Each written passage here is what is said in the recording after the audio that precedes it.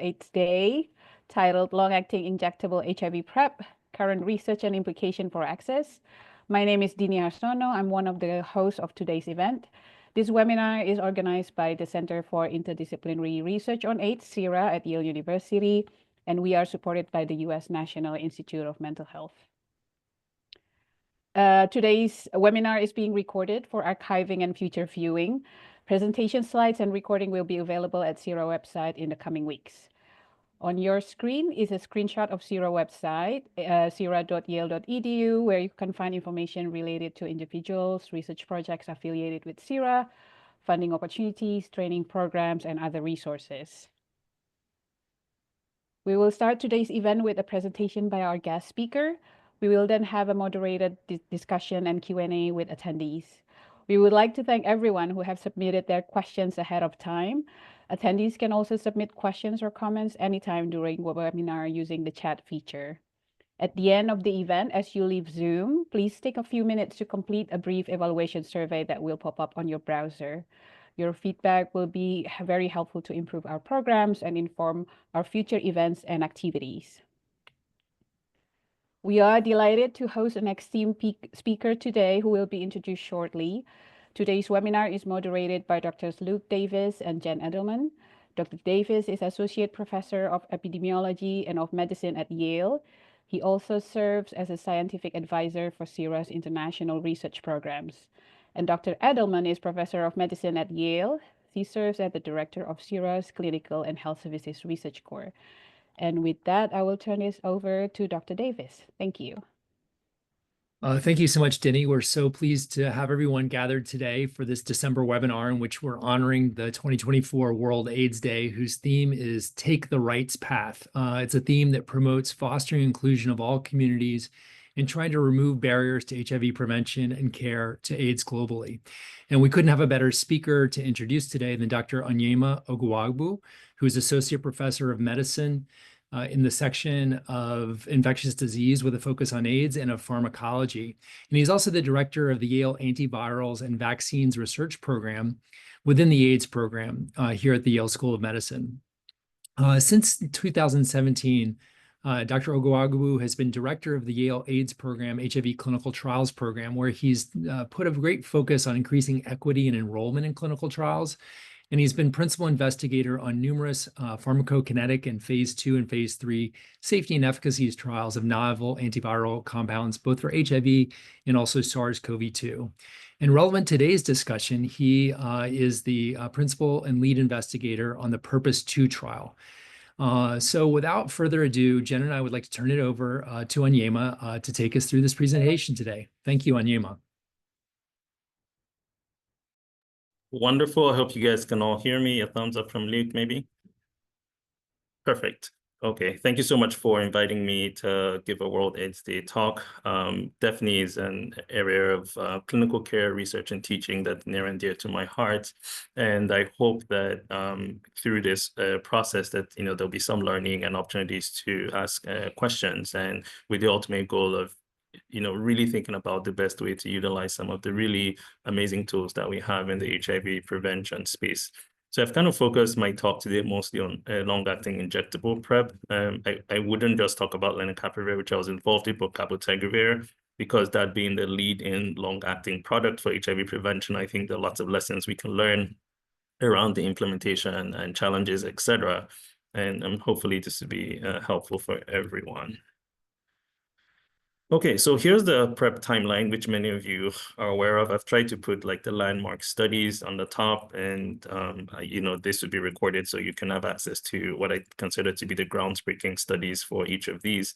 But just suffice it to state that some of the very early data that informed the evidence base for HIV prevention really dates back to kind of like the later 2000s. Including very important seminal work in at-risk cisgender gay and bisexual men with regards to using TDF efficacy. We had since focused our HIV programs on utilizing antiretrovirals for HIV prevention, but historically, right, we've had antiretrovirals for many, many decades prior to are really pivoting and utilizing some of those therapeutics for HIV prevention. So kind of very thoughtful reimagining of the role of antiretrovirals, not just for successful HIV treatment, but for prevention. And since then, TDF-FTC definitely showed efficacy across a broad host of at-risk individuals, including the Partners PrEP study that showed this efficacy in 0 different couples. TDF-FTC has been approved for more than 12 years now, was the leading oral PrEP product.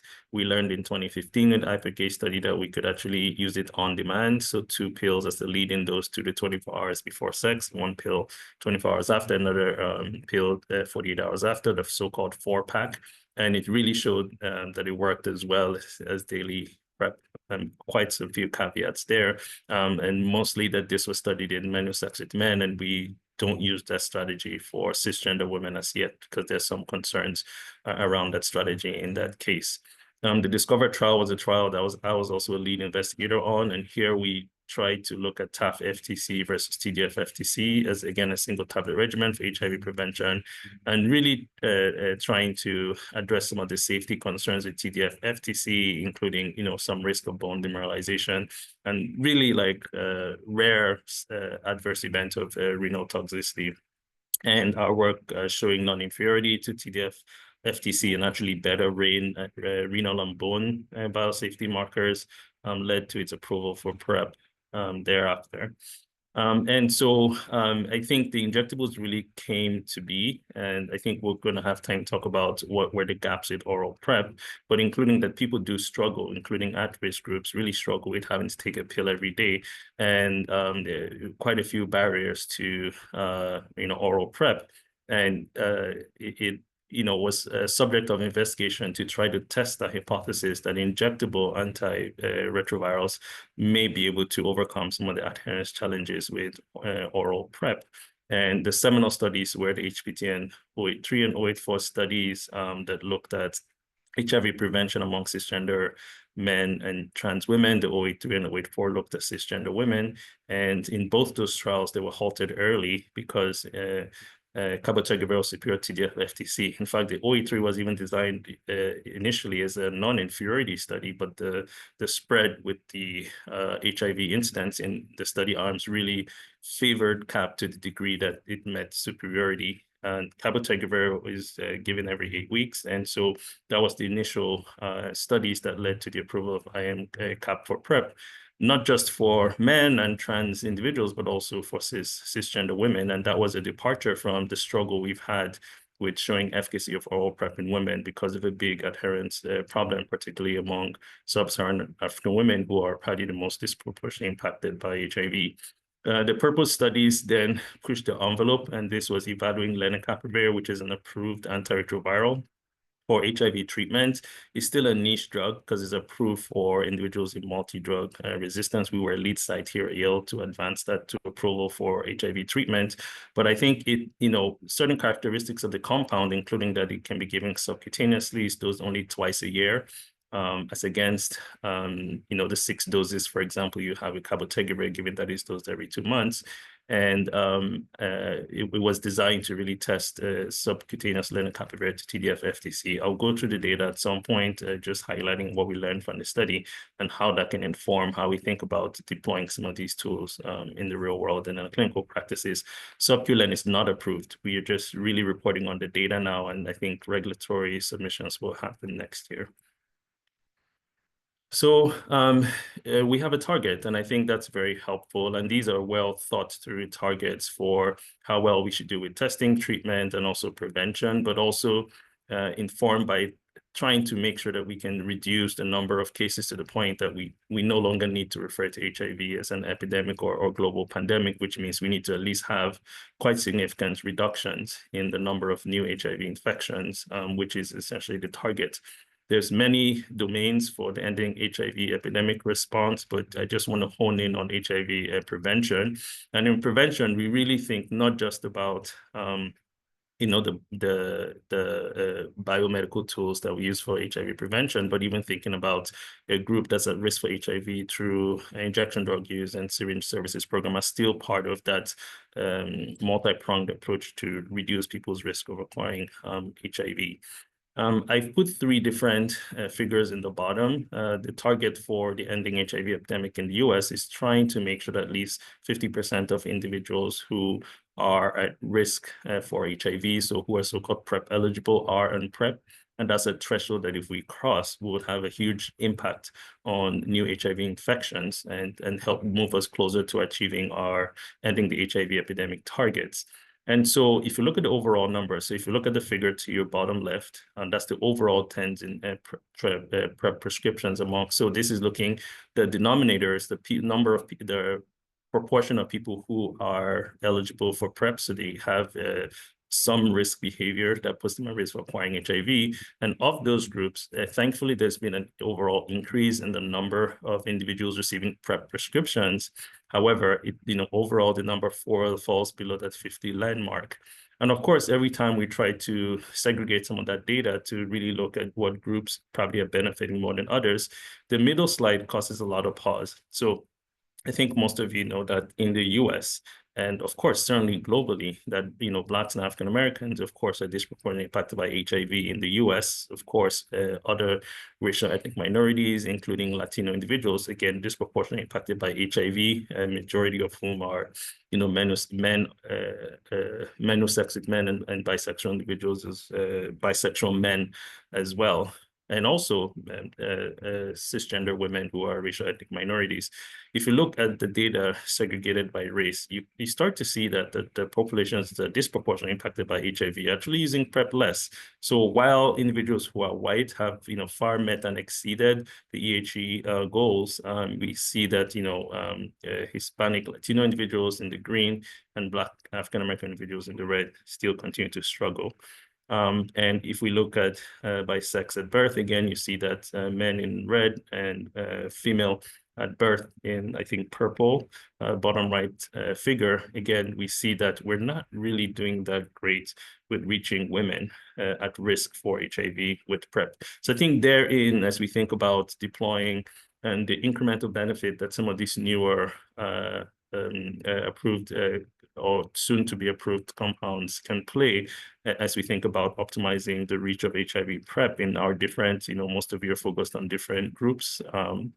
We're now not all focused on the same groups for HIV prevention. We're not even in the same locale. Some of you do domestic work, some of you do international work. And of course, these numbers will change depending on where you're working and who you're targeting. But I think this at least tells us where the gaps are. These are the global HIV prevention targets. I think the greatest barometer for how well we're doing with PrEP is what's happening to the new HIV infections. It's not just PrEP that feeds into that number. We know treatment as prevention matters. If you treat people infected with HIV, they also transmit less.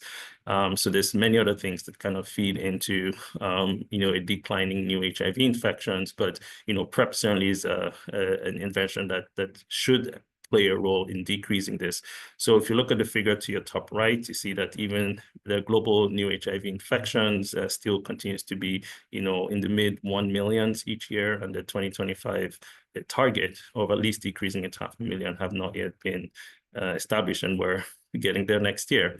The World Health has, UNAIDS has a whole different ambitious target for HIV prevention uptake than the US. And the goal here is to have at least 95% of people at risk for HIV having access to and using effective combination and prevention options. That's a tall order.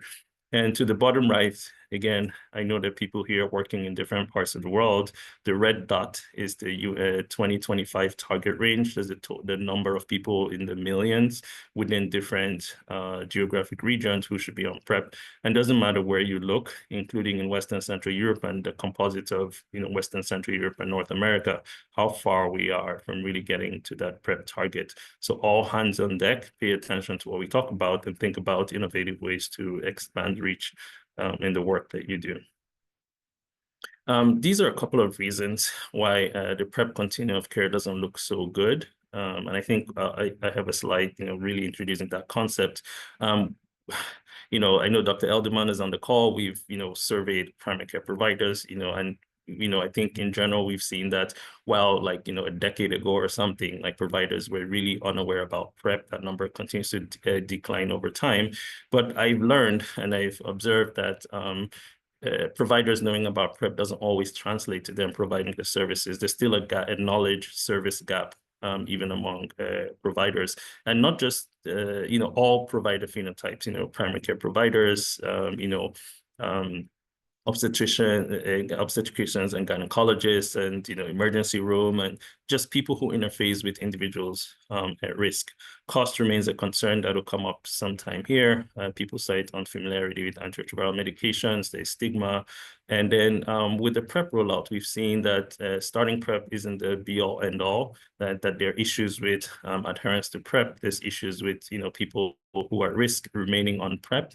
And certain communities cite safety concerns that we have to address, including people who are at risk of acquiring HIV, who are women of childbearing potential or pregnant, people who are on gender-forming hormone therapy that really have concerns about what these therapies would mean for them, et cetera, et cetera. And these are things that we can address in clinical trials and in real-world studies to address these concerns. So when we look at all these barriers, long-acting therapies are a great addition and maybe can address some of these issues, but I do not think that they may address all the issues we're having with the PrEP continuum of care. And certainly, picking out adherence, for example, we know that at least that's one easy barrier that can be overcome with long-acting therapies, but some of these are much larger than whatever modality of therapy you're using. And so the long-acting therapies may not be the panacea to every challenge with the PrEP continuum of care, but I think that at least creates opportunities to address some of these barriers.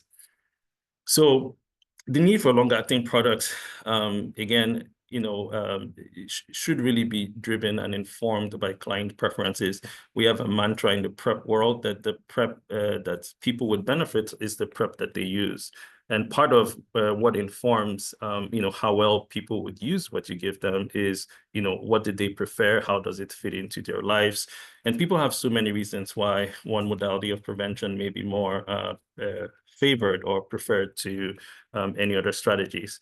And I've learned that there's no one size fit all.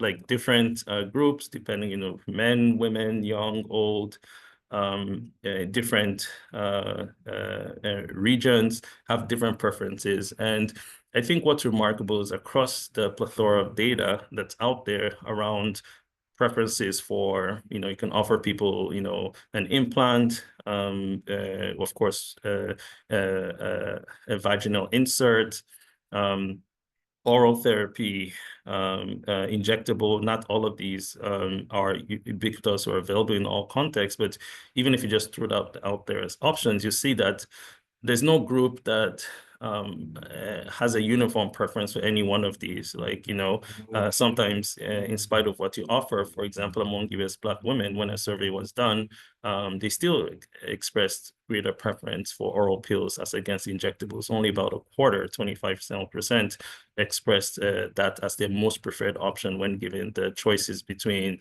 vaginal gel or ring and injectables versus an oral pill. And so I think we need to keep this in mind, that what you find in one context, what you find with one group may not apply to others. There were fascinating things that I'll just mention it here, we found between the HPTN studies as well as the lenacapavir for PrEP studies. We see gender differences in rates of discontinuation in the context of injection site reactions. So cisgender women tend to tolerate those a little better, and we have more discontinuations when it comes to other cohorts like cisgender gay and bisexual men, and for example. So I think, again, I'll come back to preference as important. And so we really shouldn't be thinking as one tool being better than the other. We really should be thinking about how we can integrate choice and preference into how we roll out PrEP.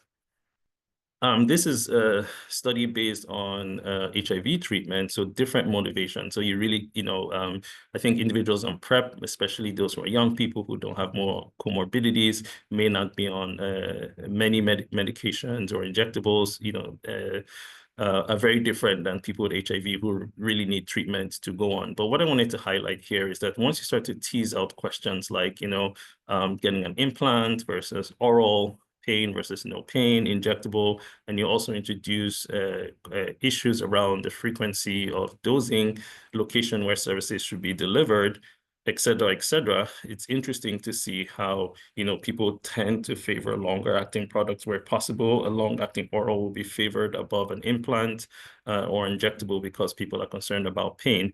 So again, depending on what group that you look at, it could be very different. Some clients would prefer receiving antiretrovirals at home. Others may prefer to receive it in the community venue. Others may decide to receive it in the clinic. And so again, really thinking about, again, ways to really integrate choice and options to patients around our delivery models. So here's the PrEP continuum of care. And I think the continuum of care was really introduced with HIV treatment, where we started to think about where we're starting from, how well are we doing with diagnosing people, getting them, linking them to care, retaining them in care, and getting them treated. And that continuum of care model has been very helpful as a way to really get a snapshot of how well we're doing with implementing or delivering healthcare services and, using HIV prevention as well. Here's just a smattering of studies that look at cascade. The figure to the left was work that we did with one of our former PhD students and some other Yale faculty, where we looked at a high risk, a group of women who tend to be at elevated risk for HIV acquisition. And even though we found that 100% of them were eligible for PrEP, once we started to look into insurance, did they have healthcare provider, did they know about PrEP, we see serious decreases in the cascade, and to the point where really it was only about 1% of these really high-risk women who actually were taking PrEP at the time we did the survey. In the middle, a similar story for Latino, gay, bisexual, and sexual minority men. The survey was done. Again, you see that there's always that step off between those who know about PrEP, discuss with the healthcare provider, and our recent users in PrEP. Again, showing really real challenges across the continuum of care regardless. And it's impactful. A study, I think this was Kaiser Permanente to your right-hand side, looked at PrEP status, and now it's downstream of these are people in PrEP care, but they looked at their outcomes in follow-up. So those who were linked to care but not given PrEP, those who were prescribed PrEP but didn't take the pill, those who discontinued but reinitiated. Again, these are people at risk because they were involved in PrEP care. And they wanted to look at what were the clinical outcomes of these individuals, specifically regards to HIV incidence. And you start to see that those who fall out of care, so those linked but not prescribed, those who were prescribed didn't initiate, you see an elevated risk of HIV incidence. And even for the discontinuation, it seems reinitiation was protective relative to discontinuation not reinitiating PrEP. So this is a very sobering reminder that the work we do to engage people on PrEP and keep them on PrEP, but keep them persistent on PrEP, can really have implications to their risk of acquiring HIV. And I think this showed it beautifully around that. And of course, if you look at the last line there, those who were persistent on PrEP, so on PrEP did well, 0 HIV infections among almost 5,400 individuals. That's a huge difference in clinical outcomes. So going into some of the studies I've been involved with, this was the PURPOSE 2 study. So way ahead of some of the results that we reported more recently. I think when we designed the trial, it was really clear that we had to do something differently. In fairness, I mean, some of the earlier PrEP studies didn't even have a specific focus on making sure that the populations in the trials were representative of the most disproportionately impacted groups. And these are groups that we've already shown you in some of the PrEP cascades that are really faring a little worse than others. And so I think it became pretty clear that when we're designing the trial for the PURPOSE 2 study, and this was really focused on cisgender men who had sex with men, bisexual men, trans women, and we also included gender and non-binary individuals in that study, it was clear that we had to design the study differently.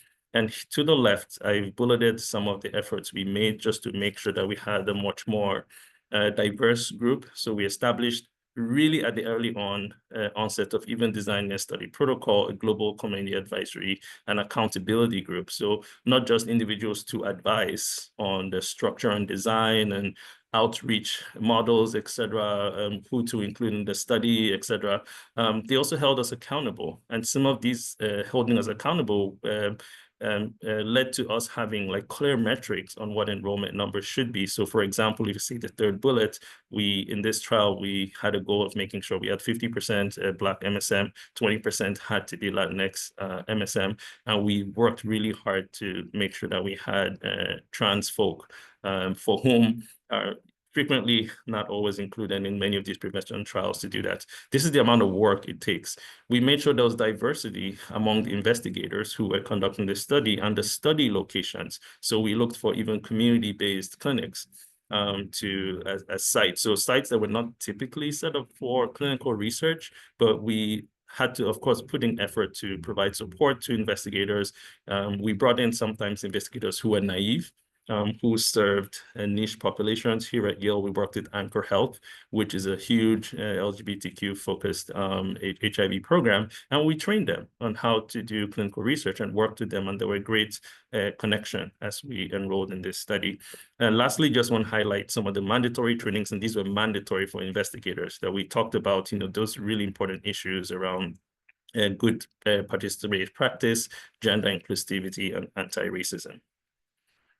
So here's the Purpose 1 study. I'm not going to go too much into it, but Purpose 1 study looked at women 16 to 25 years of age. This was done in sub-Saharan Africa. They looked at lenacapavir injections every 6 months and compared them to oral therapies, FTAF and FTDF.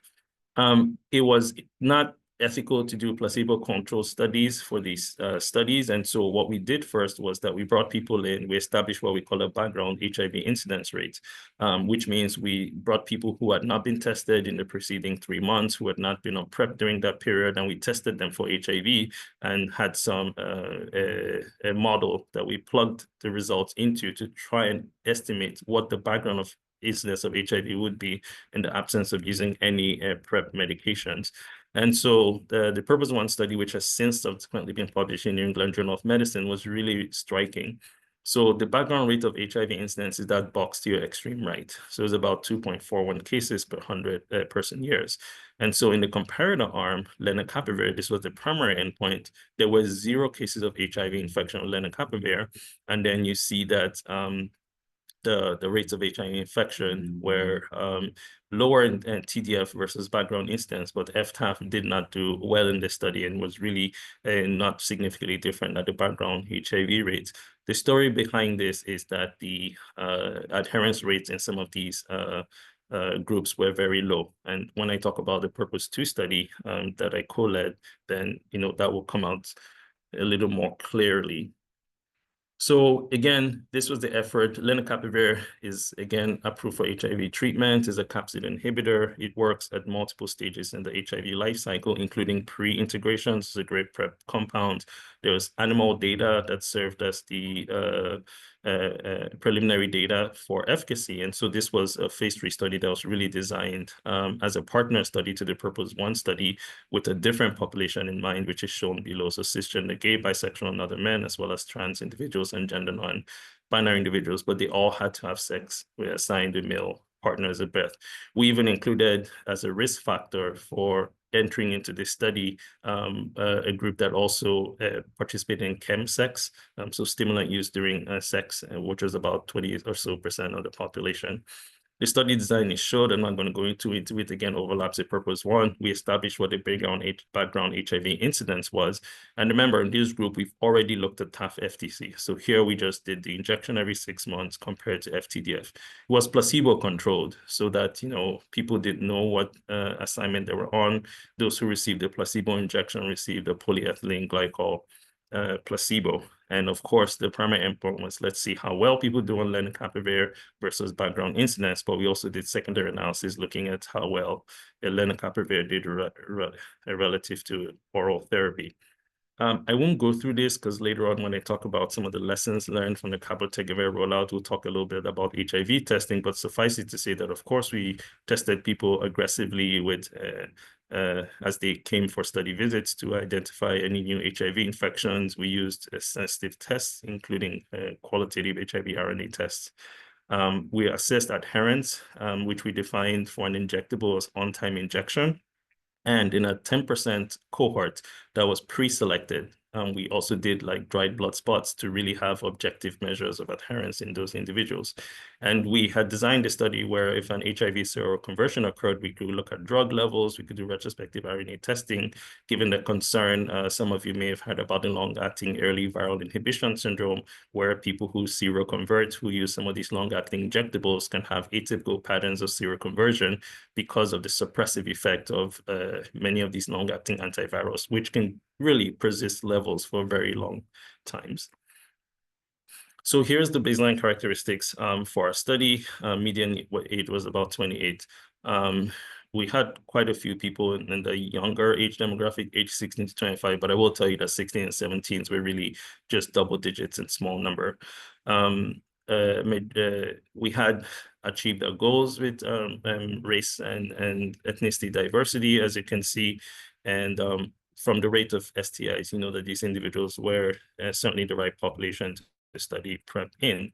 And again, similar to the study Purpose 1, Purpose 2, we found that compared to background incidence, there were only 2 infections in now almost in 1,939 person-years of follow-up, which comes to a 0.10 per 100 person-years of follow-up, as against 2.37 for background HIV incidence and a 0.93 for FTDF. Remember that there were 9 infections in the FTDF arm. This was a 2-to-1 randomization, so more people in the len arm than in the FTDF arm. So again, when you see 2 versus 9, it really should be like 2 versus 18 or 1 versus 9 if you do the math correctly, roughly. And so lenacapavir ended up being quite significantly superior to the background HIV incidence. So calculated a 96% efficacy. You see the point estimate as 0.04, exhibited superiority. And also, when we compared len to oral FTDF, again, exhibited superiority, 89% higher efficacy, relative efficacy, compared to oral TDF FTC, as shown. And so, we looked at adherence to injections. So looking at those who received on-time injections, again, given every 26 weeks, we had a 2-week window. So if you got past week 28, then you got reloaded again with injections. But you can clearly see that sites were able to maintain high rates of on-time injections, as high as 90 to 93% for the injections. Now, in the subset who had drug levels checked, so the figure to the right, and it's a little confusing. So green is good. Think of it as traffic light. Green is good. So these were high adherence, at least 4 doses or more per week based on established levels of tenofovir diphosphate levels. In yellow, I think, was medium adherence and low adherence. So you start to see that even just looking at the figure over time, that, you know, at some point, you know, definitely more than a third of individuals were having low adherence to TDF FTC, even meaning the either being within the medium and low. So, you know, certainly the HIV seroconversions and oral therapies were related to suboptimal adherence. And there's where we clearly see that injections that we administer can overcome some of the oral therapy adherence. I will tell you that the adherence numbers among cisgender women were worse than these, and the rates of individuals who had medium to low adherence was very high in both the TAF FTC cohort and the TDF FTC cohort. So it may not necessarily be that, you know, the injectables are inherently more effective.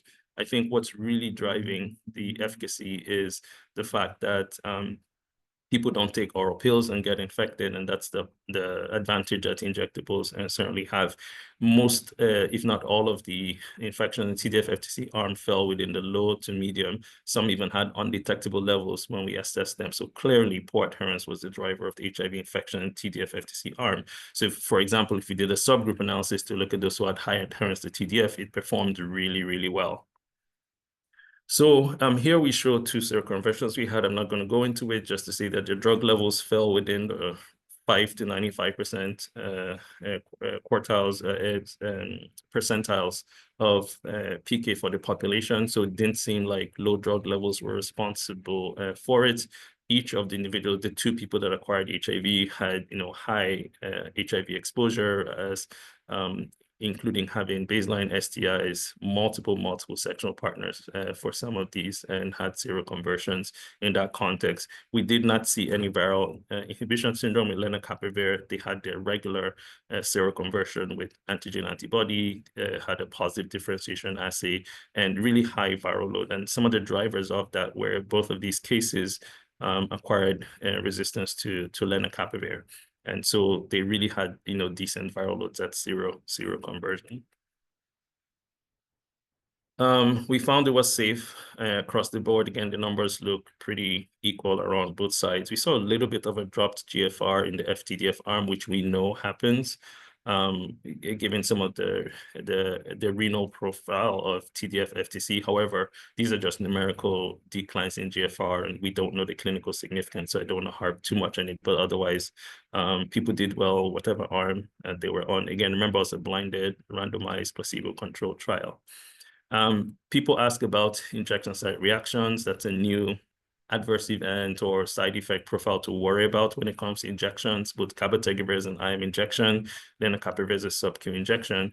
The good thing is that we found that, again, if you look at baseline through week 52 in these studies, and tons of injections. You can see there were at least almost, there were more than 10,000 lenacapavir injections administered, over 5,000 oral placebo injections given. And again, most of the injection site reactions tended to be on the mild side and tend to diminish over time.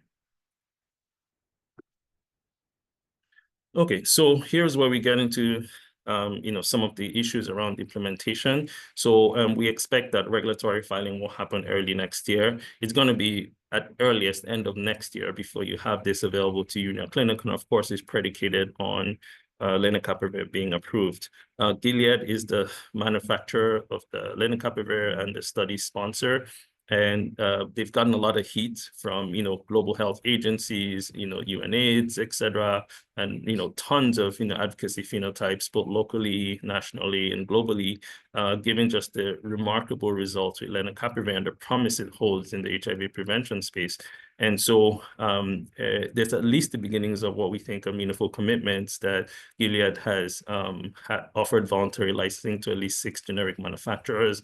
And hopefully that these individuals will make the drug available in pre-selected 120 high-incidence resource-limited settings covering lenacapavir for HIV prevention. And these agreements have predated any regulatory approvals, right? It's not even approved here. And so I think that you're starting to see the beginnings of, cooperative agreements that would allow for generic manufacturers to maximize the expansion. Before I go into more about implementation, I think I just wanted to highlight that, it's fascinating. Today, Gilead just announced that they now have a once-a-year injection, which is a new formulation of lenacapavir that can be given once a year. ViiV also, everyone's doubling the injection time. So GSK has the cabotegravir that's given every 8 weeks, and now they have very early phase data. I think this is going to phase 2, looking at ultra long-acting cabotegravir that can be given 3 times a year. So again, moving from 8 weeks to 12 weeks, and that's really promising. And there's other, biotech companies working on multi-purpose technology using, that's a combination of, PrEP medications as well as contraception, recognizing that there's a circle of those who need contraception and there's a circle of those who need PrEP, and they overlap. And if we find these multi-purpose technologies, maybe that's a platform to both increase PrEP uptake as well as package interventions that address reproductive health needs, particularly of women in this case. Merck also has a novel compound that's dosed monthly that's also in mid-phase clinical trials for HIV prevention. I think they're just about finishing their phase 2 study. So down the line, even beyond what we have, there'll be longer injectable options down the pike if they succeed, as well as even potentially longer acting oral or combination therapies. So here's where we start to talk about the challenge with making sure that there's PrEP access. So you all know there's always a lag time between when the efficacy results are shown and when there's regulatory approval. And typically the regulatory approval happens in, high resource settings and takes a longer time to have those approvals in the parts of the world that are most affected. I know this is an interesting figure. To the left-hand side, the red side is the first regulatory approval, which typically means in our context, the green is the first African regulatory approval, WHO recommendations to guide clinical practice and inform, national level HIV programs as to how best to utilize some of these approaches. Actually meeting with the guidelines committee for the WHO around lenacapavir, as they think about how to issue recommendations for lenacapavir use even ahead of its regulatory approval. So I think it becomes pretty clear that there's that gap between when efficacy studies are shown and when you have regulatory approval in the parts of the world that need it the most. But if you look at the timeline, let's say from oral TDF on top there versus the pivirine ring and injectable cabotegravir, you can start to see that for the newer approved options, that there's much more acceleration of the processes that need to occur to really fast track not just regulatory approval in the more resource countries, but to support earlier regulatory approval in many parts of the world, including low middle income countries. There's forethought into making sure there's clear guidelines and recommendations that are formulated that really help national AIDS programs think about the space or the niche that some of these prevention options occur, and also lots of work to try to shorten that timeline. So for example, with that pivirine ring, it took 10 years to even have generic access in low middle income countries, and it appears with lenacapavir we're poised to have that even within 2 to 3 years of results. So we don't need to let up. In the right is a figure of the key stakeholders when it comes to access to drugs, the systems that distribute them in all parts of the world. And clearly, community should be at the center of everything, which really is the way it should be. Everything should be patient or client centers, which we use with PrEP, but it will take everybody working together. The drug manufacturers trying to make sure they license generics also meeting their own goals of trying to ramp up and scale up production, and of course with the pressure from both civil society, international actors, support from national government. So it takes a team to be able to really think about the framework for making such a highly effective compounds become available in the real world and deployed to scale to have its maximum impact on HIV. Here's the timeline for cabotegravir, just so you know. I think when we think of generic manufacturers, it's not always clear what the timelines are. So there has to be development of a generic version, first of all. It has to be an approved prototype. There's all kinds of regulatory testings to make sure that the composition is right and that it has enough of the compound in it, usually with a 20 plus minus 20%, I think, around how much of the drug is in the generic equivalent, bioequivalent studies, etc. So even with best efforts, you can see, even if the efforts start in 2023, it really takes sometimes 3 to 4 years to get it right, and then have, some of those regulatory approvals and deploying them to scale, even with the best intentions. So it's not as easy as it sounds. There have been great editorials, and this was a Lancet HIV editorial around lenacapavir. Again, the commitment with Gilead was there'll be 10 million doses, hopefully provided by 2026, and hoping to at least service 2.5 million individuals for 2 years. And they've made license agreements targeting the highest burden countries and have promised to support regulatory efforts. However, some of the concerns are that this is for low middle income countries, but there's higher middle income countries, including a huge chunk of Latin America, that may have programs that really require lenacapavir to optimize the HIV prevention efficacy, and concern that with the richer countries bearing the cost of the medication, that it could even exacerbate the gap between trying to get marginalized people on PrEP. You can think about issues like insurance and cost of the medication. I think it could be exaggerated in that context. With the agreements for generic manufacturers, it looks like there's stipulations on where it can be made and where it can be sold. So to create a territory where it can be sold at a predetermined price, versus where it could be a generic, and some people think that level of control is stifling of being able to scale up its use.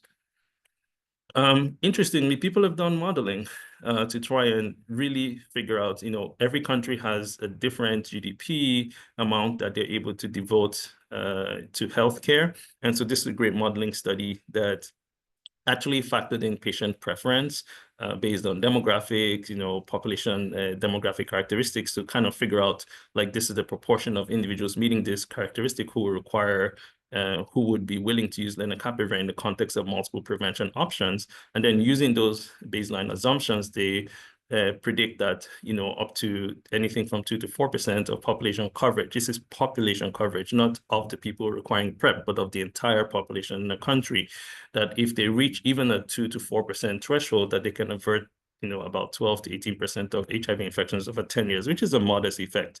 But to achieve that, the maximum price per dose that these countries can handle, and I think they pulled from very high burden countries or regions in sub-Saharan Africa, and you can see while in Western Kenya, it needs to be $17. For South Africa, that's a little more wealthy, $106. But in spite of that, the huge amount of dollar investments that have to go into HIV PrEP are very outstanding. As someone who does work in sub-Saharan Africa, I can tell you, the HIV budgets are already very huge. And getting buy-in from stakeholders to invest this amount of money in HIV prevention, can be extremely challenging. And therein lies, some of the issues. Now, that said, how about delivery systems? Again, there's a very fascinating cohort, the search study that did some work in rural Kenya and Uganda, and really tried to introduce a dynamic choice. So not just offering people a menu, but even allowing them to switch between options, recognizing that someone may want an injection now, but later they want to go on orals, and then orals they want to go on injections. So really creating a structure that allows people choice with regards to where they want to get PrEP, what kind of PrEP that they want to receive. I mean, the results here are outstanding. So if you look at those who are getting standard of care, you can see that the average biomedical prevention coverage was anything from 7.5 to 15, 16%. So across different demographics, even the overall numbers, those are in the brown. Now, in the blue are the biomedical HIV prevention coverage. So who was using an HIV prevention modality at that point in time? And you see the coverage rates are super high, like upwards of 60 to 70% in individuals who were offered choice around biomedical HIV prevention. So I think that's a very strong lesson, that if we can build structures and systems that allow people to choose what they want to be on, but also allows flexibility, that's very helpful. But I got to tell you again, as someone who works in Sub-Saharan Africa, and I'm sure some of you do, that it can be extremely challenging when you're funded to do this and you have the right collaborations. It's easy, but thinking about the resources that you need to be able to do this at, to scale in many of these countries is a huge logistic challenge. So this is where sometimes that the implementation models look really good and show great benefit, but the ability to make that generalizable to a whole context of settings can be the huge challenge. Now, when it comes to, even in the US, we've looked at our experience with long-acting injectables. So important metrics, like if we start 100 people on cabotegravir, how many people stay on it after a period of time? If people discontinue, why did they discontinue? Did they discontinue and then totally stay out, or they discontinued and reinitiated PrEP? I think that really helps us to understand the dynamism in how well people do. So the TRIO cohort, involves, health systems from at least 4 regions in the US that really pulled their data together. This is a 5-year study. This is a 2-year data cut. But what they're starting to see is that if you start to look roughly about 1 year from starts, you see like 17% dropped off because they discontinued CAB LA at least at one time there. So there's a drop-off for all kinds of reasons. And the median time to discontinuation was about 7 months. So people had really gotten like 3, 4 injections or something like that and were out. And I like this because they actually looked at those who discontinued cabotegravir PrEP to see if did they remain in care, did they reinitiate, did they go on oral PrEP, etc. And so the pie chart to the left are those who discontinued. So at least 57% of them remained in care, which is great. So they could have discontinued CAB, but there were other modalities of HIV prevention. Roughly about 15% who discontinued started it, but you still had almost 28% who were lost to follow-up, even in that cohort. And if you look at those who remained in care, you can see that some people actually appropriately discontinued PrEP. That was 44%. And because they were really not at that moment engaging in behaviors that put them at risk. So I think when we're thinking about our continuum of care models, we have to factor these into, because some people appropriately discontinue PrEP because they're no longer a season of risk. So while we try to get our metrics, we need to consider all these nuances as to patient outcomes. All right, I'll try to get done in 5 minutes so I can leave time for questions. On-time injections, look at this. 16% had a delayed second injection. So you get a loading dose, first injection, second injection, a loading dose 1 month apart. Thereafter, you get every 2 months. So when you look at the second injection, there's quite, 16% had a delayed second injection. And if you look at the figure to the bottom right, you see that with the loading and initiation injections, 16% had a delayed injection.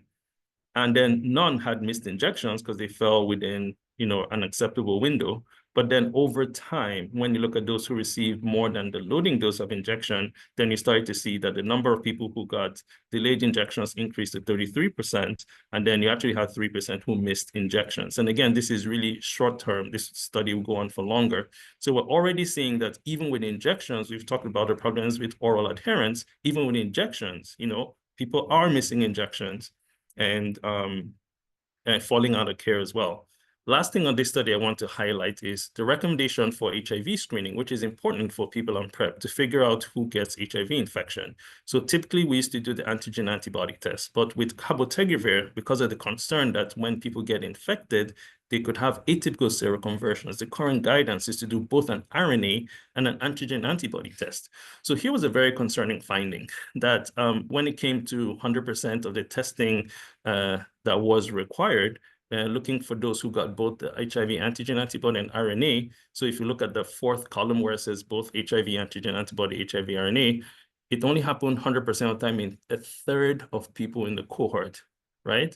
Which is very, very concerning. And you see that even for those who antigen antibody test, there's only about 16% who had that. Again, these are not mutually exclusive because it depends on if you got either or. But again, even showing that the right monitoring for seroconversion in the people who were on therapy was also suboptimal. And that's, again, very concerning. Thankfully, they didn't have any significant seroconversions in spite of these numbers. But then you start to wonder, if you didn't test people, what if you missed something?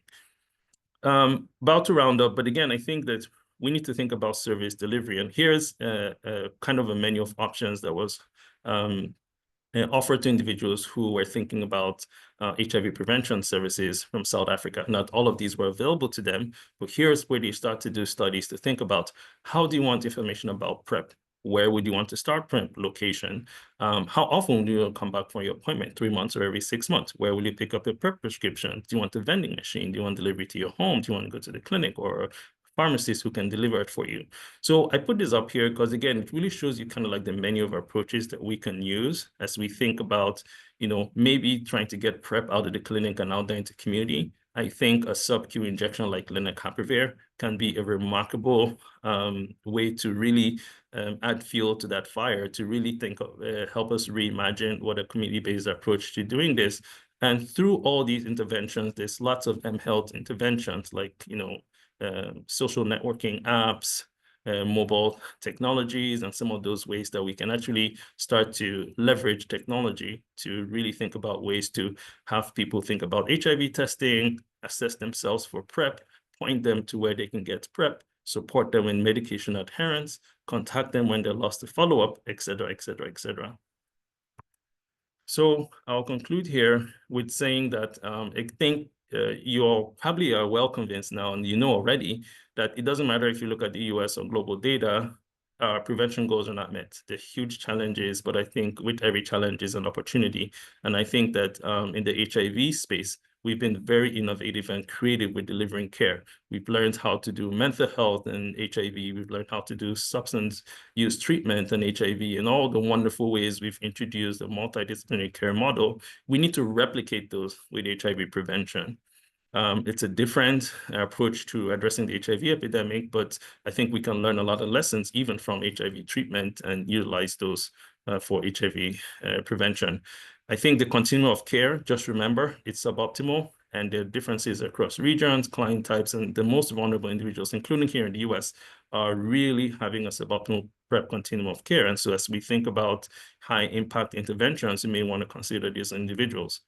I think long-acting injectables are outperforming oral medications, but you've seen that even uptake, not everybody even likes it. The resources to scale it up, to build a critical mass of stakeholders, to really support delivering these therapies in different settings, and even where we get people on therapy.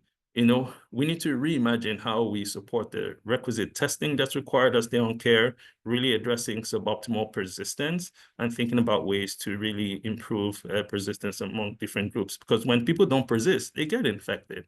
And so we kind of lose all the efforts we put in. If we can build structures that are dynamic and adaptable, that allow and build in preference and choice. But, even in the US, we have insurance systems that favor one thing or another. There's cost, which also factors into, what modalities people want to use, et cetera, et cetera. Really, really important. But I think eventually with advocacy on our part, with leveraging resources and using them efficiently and just being innovative in the way we think about delivering PrEP, I think that gets us much closer to achieving our goals, both domestically and internationally. So I think I'll stop here and back to you. Thank you, Onyema. That was a tour de force of HIV prevention, and thank you for bringing us up to date on the long-acting PrEP. I want to thank the audience for submitting a number of questions, which Onyema was able to begin to address in terms of a lot of concerns about licensing and global access, and you really highlighted these gaps, both gender, sex gaps, and also these race and ethnicity gaps. What I'll do now is move to some of the questions in the chat. So please, we already have a few, but if you have additional questions, add there, or if you want to raise your hand to be recognized, we can also do that. So one of the first questions is, with these highly effective long-acting PrEP and many other choices that you highlighted, Onyema, what is the impact going to be on HIV vaccine trials in terms of identifying populations where this could be, where things could be ethically carried out? Do you have any sense of that?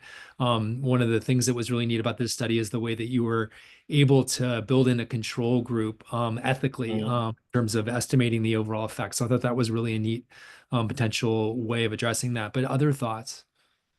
Yeah, so I think the expansion of PrEP options, which have become the standard of care, I think they will pose a challenge for vaccine strategies, because when you design a vaccine, you really want to have a high-risk group, so you can have a readout on efficacy, because it's going to be driven by events, which is HIV infection. And you can imagine if there's PrEP available and PrEP used, then it can be very, very challenging, right? Because then you have to really integrate much more numbers to be able to tease that out. But I think the gaps in cascade of care are that opportunity, right? Where, there are parts of the world, unfortunately, where access to PrEP, sometimes may be an issue.